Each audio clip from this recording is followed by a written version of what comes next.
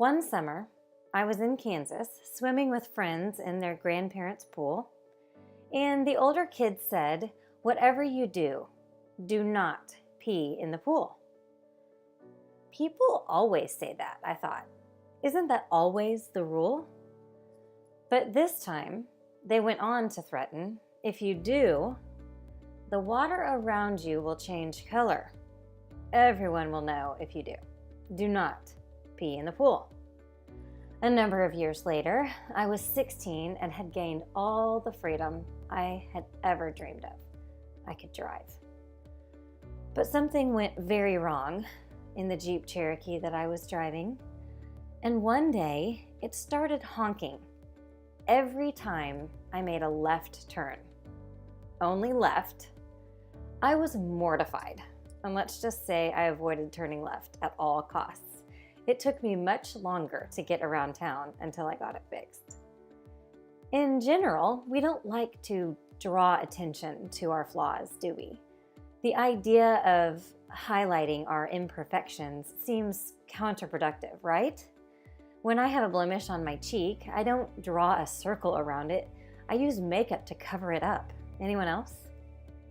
I'm a graphic artist by trade, and in my profession, we talk about opacity, which most people refer to as transparency. I used to live my life at about 90% transparency. For the most part, I put my best out there, and I kept my flaws and imperfections mostly covered up. A few years ago, however, I realized that the more transparent I became, the less alone I felt. And so here I am. I get to share a part of my story with you. Bear in mind, I'm just like you. I've lived a little, had some experiences, and learned perspective along the way. Every single one of us have survived 100% of the hardest days of our lives so far. Think about that. Think about the hardest day of your life, the hardest week. When you've said, I can't do this, I won't survive. And some of you have quite literally had a brush with death. And yet, you survived. We get to learn from our stories, gain perspective, and help others because of them. And the only difference between you and I tonight is that I happen to have a mic. Lord help me. When my hands fumble and my voice shakes, remember, I'm one of you. A woman, a wife, a mother, a daughter, a friend. I had prepared for this evening for weeks. I am a planner. You know my type. Organized, hate to be late, control freak. I am a real treat. Over and over again in my life, I've learned the same lesson, which is let go and let God. He's got this. But I can't help myself. I'm an addict, you might say. I keep going back to my old ways, my ways, making plans. So I had 35 minutes memorized of what I would share with you this evening. And then last week I realized you deserve more. I realized I had only scratched the surface. And really, I have about 35 minutes to share my journey of faith with you. I need to dig right in. There is no time to waste on the surface. And isn't that true in life? Isn't that especially true in our relationship with God? There is no time to waste on the surface. So yes, I have an idea of what I'm going to say here. And sure, there is a certain responsibility and respect in preparation. But at one point, I finally rested in this. When you put everything in God's hands, you begin to see God's hands in everything. And even as I was preparing for this very evening of sharing about my journey, I learned a great lesson.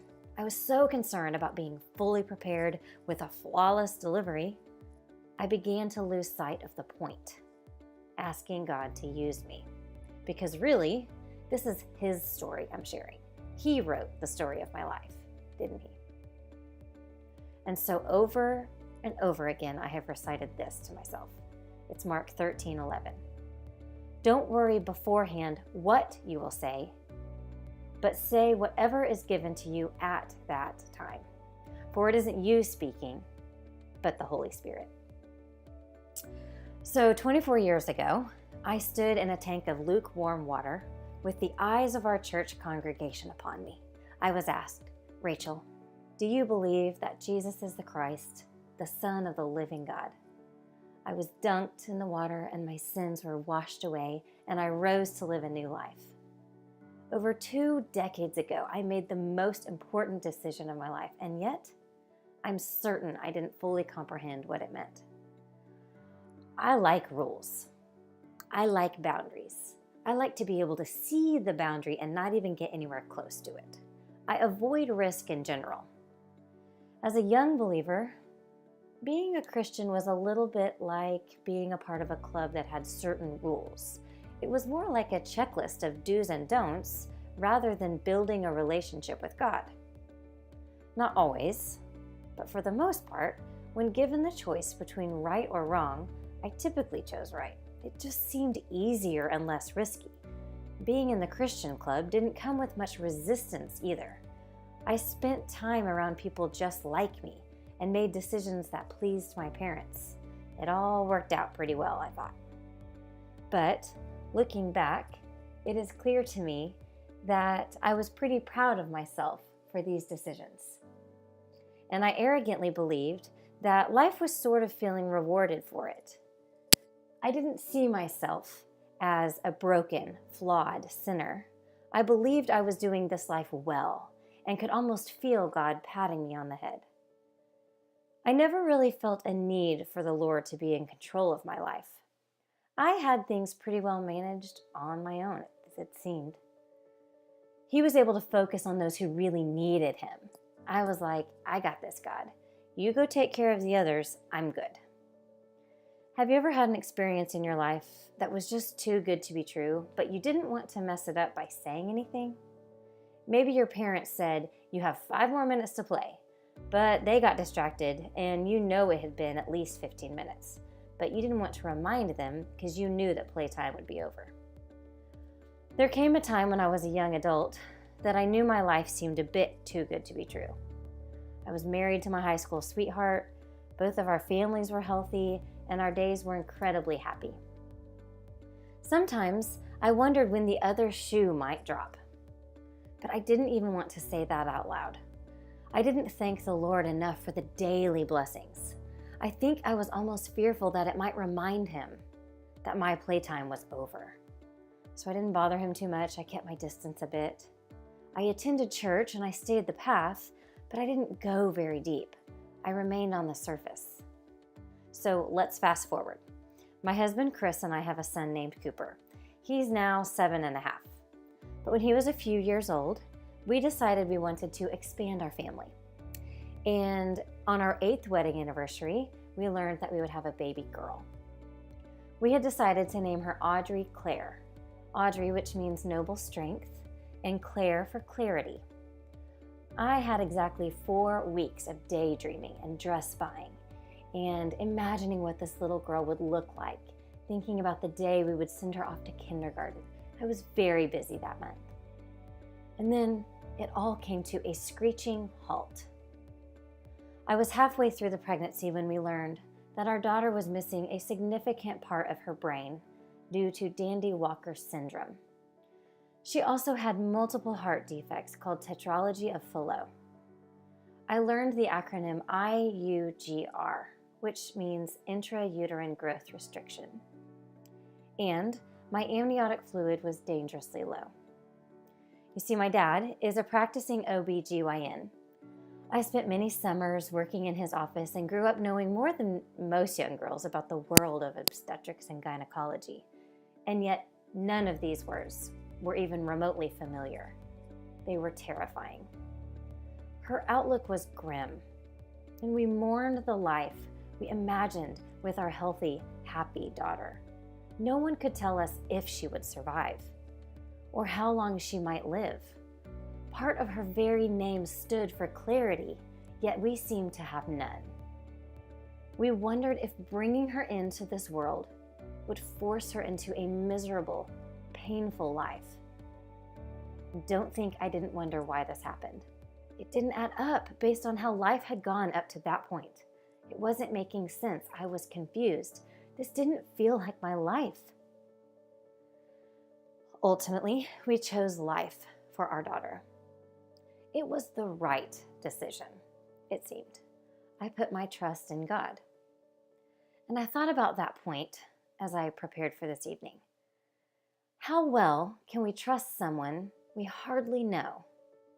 Because I wasn't in a deep, intimate relationship with God, but I did the very best I could to trust Him nonetheless. Every single day was an opportunity to trust. It was a daily walk of blind faith, unlike anything I had experienced before. We took it day by day. And at 36 weeks, she had stopped growing, and it was time to bring her into the world, or at least to try. Her birthday was terrifying and horrific. The waiting room was overflowing with what we call our tribe of family and friends. And these people had no idea that this wasn't the last time that they would gather for this child. They cried with us, they prayed with us, and they celebrated with us because Audrey was alive. And she needed a great deal of intervention, like oxygen, a feeding tube, IVs, medications, but against all the odds, she was living. The first month of her life was like the roller coaster you never wanted to be on. There was no getting off, and the ups and downs were endless. It was 2 steps forward and a giant leap back, time and time again. She was 4 weeks old when she was taken via ambulance to Children's Hospital, and in less than 24 hours was undergoing a 5-hour open heart surgery. Once again, that tribe of family and friends united. They continually showed up over and over again. They loved us like Jesus throughout Audrey's life. Deuteronomy 31:8 reminds us, "Do not be afraid or discouraged, for the Lord will personally go ahead of you. He will be with you. He will neither fail you or abandon you." These people seemed personally sent by God to be His arms around us, to remind us that He is near the brokenhearted, literally. And just after Audrey's surgery, it was around midnight or so, but they allowed us to see her in the ICU, and they did their best to try and prepare us for what we were about to see. But no words could quite do it justice. Due to the length of the surgery and the amount of fluids that they had to put into her body, there was a massive amount of swelling that took place. We sent her into surgery weighing about 5 pounds, and she nearly doubled her weight during that time. She didn't look like herself. There was swelling in her fingers and her toes, in her arms and her wrists and her legs and her ankles. But what we focused on was the fact that due to the massive amount of swelling, they were unable to close her tiny chest. And so what we saw was our tiny baby's heart beating rhythmically up and down and up and down. I don't know about you, but that's something I never wanted to see in my children. And there's never been a moment in my life that I felt more helpless, or maybe hopeless. There was nothing I could do for my child. Her body was broken, open, and exposed. The week following her surgery was the low point for me personally during her life. Because you see, her chest wasn't open just throughout that night or the next day, but for days and days. She had to be on what is called a paralytic, which kept her from even lifting a finger because the risk was too great that she could pierce or injure her own tiny heart. And I remember what had loomed overhead earlier in my pregnancy. I kept thinking, Did we force her into this miserable and painful life? Is she suffering because we chose life for her? Is this what obedience looks like, God? One afternoon that week, in a moment of pure apathy, I looked at my younger brother, who was finishing his education at Ozark Christian College at the time, and I simply said, "Help me understand." And he knew exactly what I meant. And with wisdom far beyond his years, he said, "Some things we may never understand this side of heaven." It was like a cold breeze whirled around my entire body and woke me up, as if he freed me from the heavy burden of responsibility, of knowing and understanding it all. I didn't write her story. God did. He formed her, knit her together in my very womb. I needed the Lord for what felt like the first time in my life. And I can say that now, looking back. People mean so well when they say, "You can do this. God won't give you more than you can handle." But I don't believe that's true. I don't believe we can handle this life alone without Him. I believe we do get more than we can handle. We need Him. I know that had they could, my parents would have carried this for us. I believe my husband wanted to carry it all for our family, but that isn't fair. It wasn't possible. The Lord is the only one capable, and I had to allow Him to. I had to ask Him to. He had been with me all along, but I was keeping Him at a distance, arrogantly thinking I was managing this life on my own. Isaiah 43 says, "Do not be afraid. I have called you by name. You are mine. You have gone through deep waters. I was with you. I am with you now. You are in rivers of difficulty. You are not going to drown. As you walk through the fire of oppression, you will not be burned up. The flames will not consume you." Many of you may be familiar with Tim Keller or read his books. His wife, Kathy, also writes and says, "As parents, we lay logs in the fireplace so that when the spark of the Holy Spirit ignites your child's heart, there will be a steady, mature blaze." Well, my parents did just that, along with my youth pastor, Bible study leaders, mentors. They built a foundation for me as a young person. They poured into me, and then something ignited in me in the middle of a hurricane within the walls of a hospital. Audrey would ultimately live for 81 days. And it was on day 79 that she had progressed so well on the continued roller coaster of ups and downs, sure, but she had overcome her surgery, recovered from it, and progressed so well that she was coming home to us. She was coming to live in our house for the first time. We had prepared a room for her by then. Big Brother was ready for her. Chris and I were ready for her. And I had completed my training to be her at-home nurse. I knew how to manage her oxygen tank and her feeding tube and her pulse ox monitor.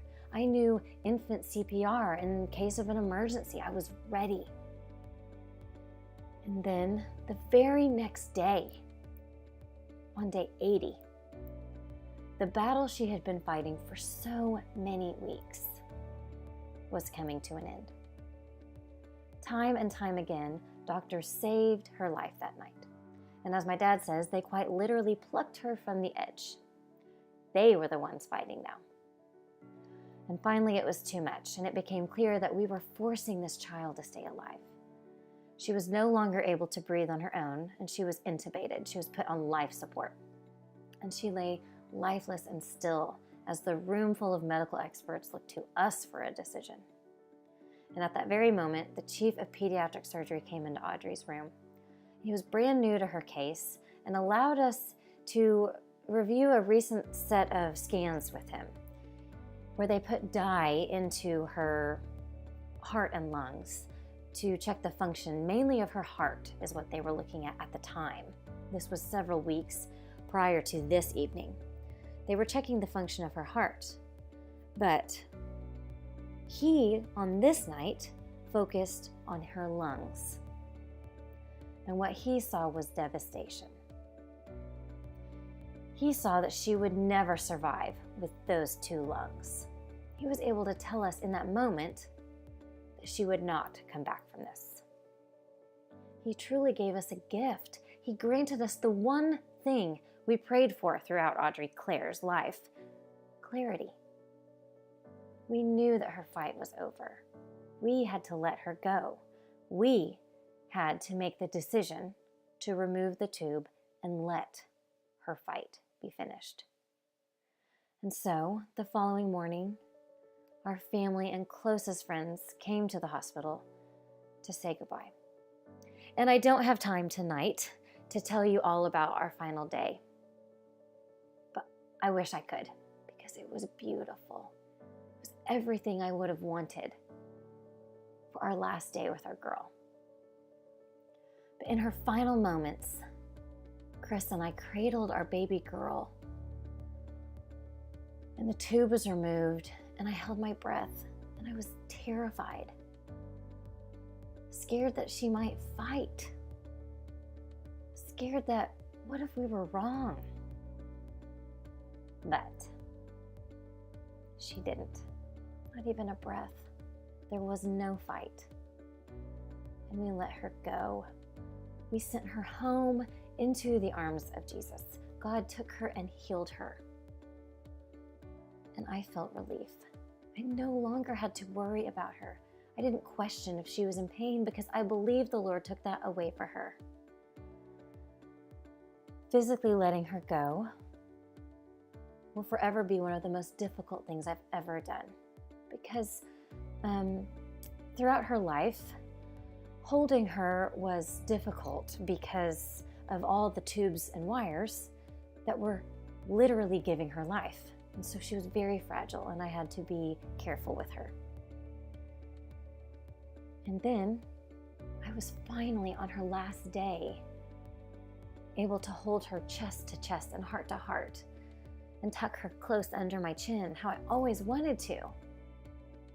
And ironically, the reason I was able to hold her like that is because all those life-giving tubes and wires were gone. Because so was she. In the months following her death, I often describe my own version of phantom limb pain. And I say that with respect to those who actually do.